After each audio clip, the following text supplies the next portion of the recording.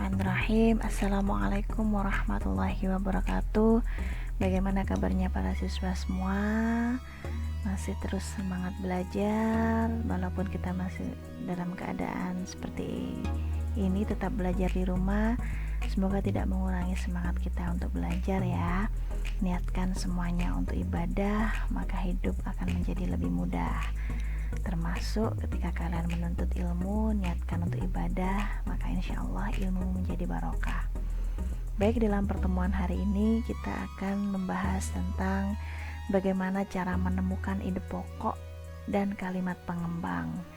Masih di pembelajaran kelas 5 tema 1, organ gerak hewan dan manusia. Sebelum kita mengetahui bagaimana cara menemukan ide pokok, kita harus tahu dulu nih, apa sih ide pokok itu? Ada yang tahu enggak apa ide pokok itu? Nah, ide pokok itu adalah gagasan yang menjadi dasar sebuah paragraf. Gagasan itu sama dengan pemikiran atau pembahasan. Jadi pemikiran atau pembahasan yang menjadi dasar sebuah paragraf itu adalah ide pokok. Ide pokok juga berupa masalah yang menjadi dasar cerita dalam suatu paragraf. Masalah apa yang menjadi inti utama dibahas dalam suatu paragraf itu bisa menjadi ide pokok. Karena itu, ide pokok disajikan dalam kalimat utama. Apa sih kalimat utama itu? Ada yang tahu enggak? Nah, kalimat utama itu adalah kalimat yang menemukan yang memuat ide pokok. Jadi, kalimat utama itu di dalamnya terdapat ide pokok.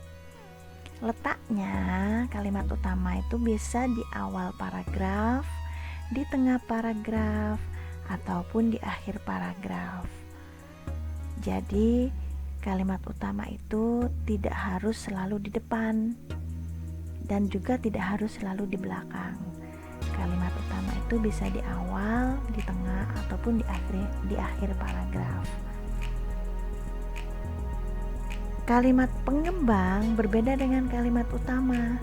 Jika tadi kalimat utama itu adalah kalimat yang menggambarkan ide pokok, kalau kalimat pengembang itu adalah kalimat yang menjelaskan isi dari suatu cerita atau pembahasan dalam suatu paragraf. Karena kalimat pengembang itu berisi penjelasan dari suatu cerita, maka dia disebut juga kalimat pendukung, yaitu kalimat yang mendukung ide pokok atau kalimat yang mendukung kalimat utama. Yuk, nih Bulia punya contoh paragraf yang pertama. Bisa kita baca, salah satu ciri dari makhluk hidup adalah bergerak.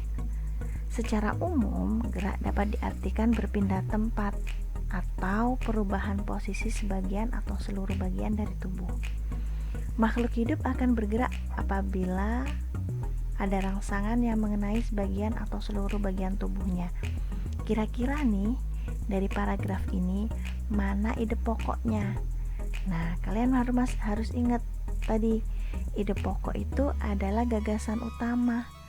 Jadi gagasan utama yang menjadi pemikiran dalam suatu cerita ini apa kira-kira? Ya, ada di awal, apa di tengah, apa di akhir, itu kuncinya. Jika kita lihat di awal itu sudah cukup mewakili suatu pembahasan yang ada di dalam paragraf itu, maka bisa jadi ide pokoknya ada di awal. Berarti kayak seperti contoh paragraf 1 ini, ide pokoknya apa? Ya, salah satu ciri dari makhluk hidup adalah bergerak. Ide pokoknya ada di bagian awal. Nah, yang di sini nih. Oke. Jadi kita tuliskan ide pokoknya apa tadi? Nah, ide pokoknya adalah salah satu ciri dari makhluk hidup adalah bergerak. Kalau begitu, apa kalimat pendukungnya? Kalimat pengembangnya apa? Nah, kalimat pengembangnya itu adalah kalimat yang menjelaskan sisanya dari kalimat utama itu tadi. Karena di dalam paragraf sebelumnya itu kita lihat salah satu ciri dari makhluk hidup adalah bergerak, maka mulai dari tulisan secara umum sampai di bagian tubuhnya itu yang bawah itu adalah kalimat pengembangnya. Nah, nih. Berikutnya kita latihan lagi. Beliau punya contoh lagi, contoh paragraf yang kedua.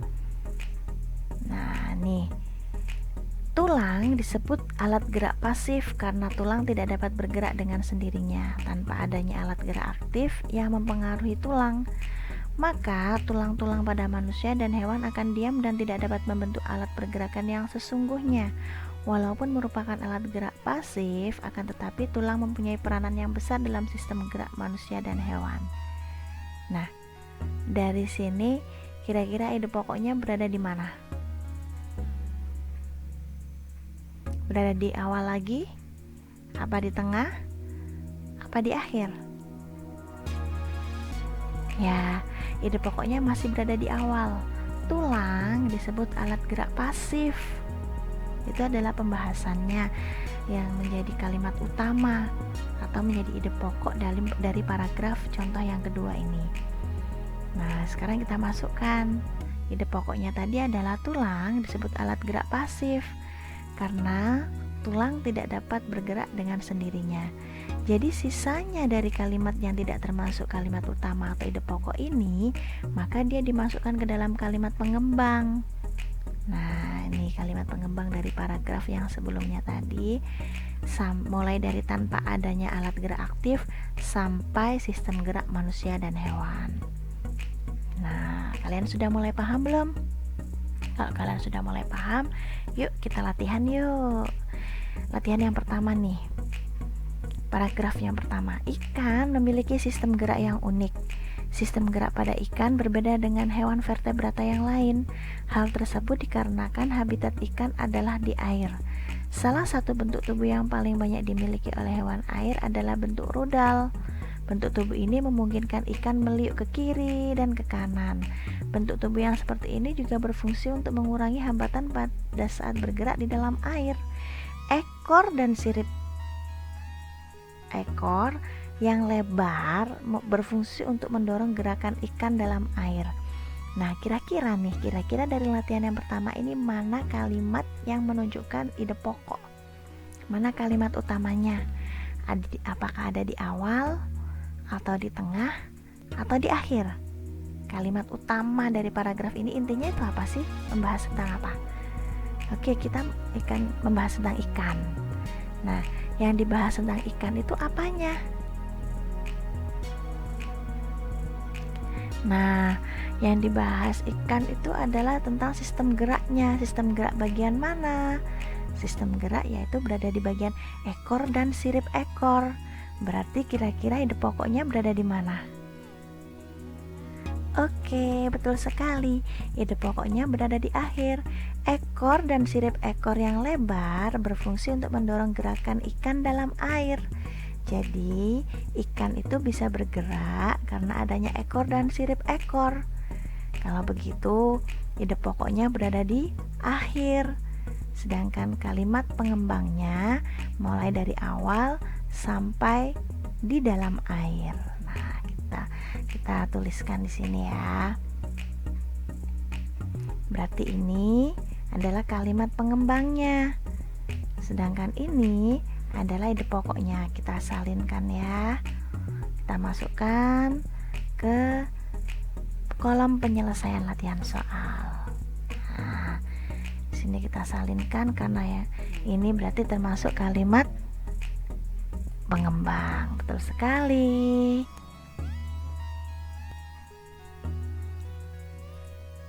Nah, kita kopikan. Oke, sudah masuk.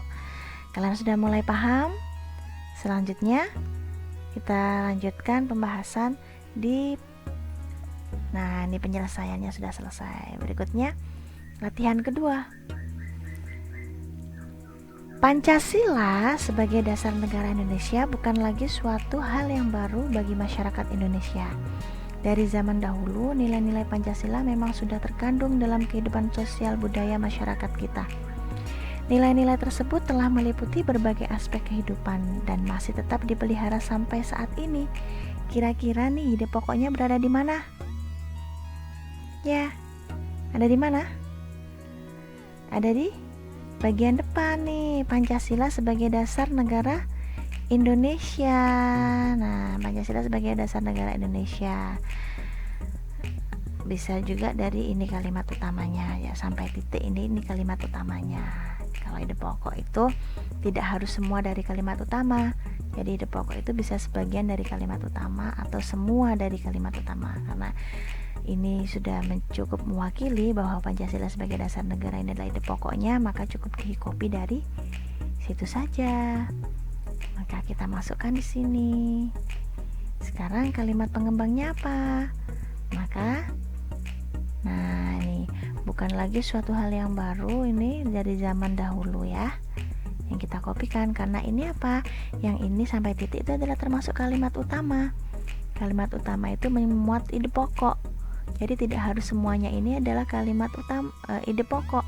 Ide pokoknya itu hanya bisa jadi sebagian dari kalimat utamanya, yaitu ini saja. Nah, ini saja. Oke, sorry.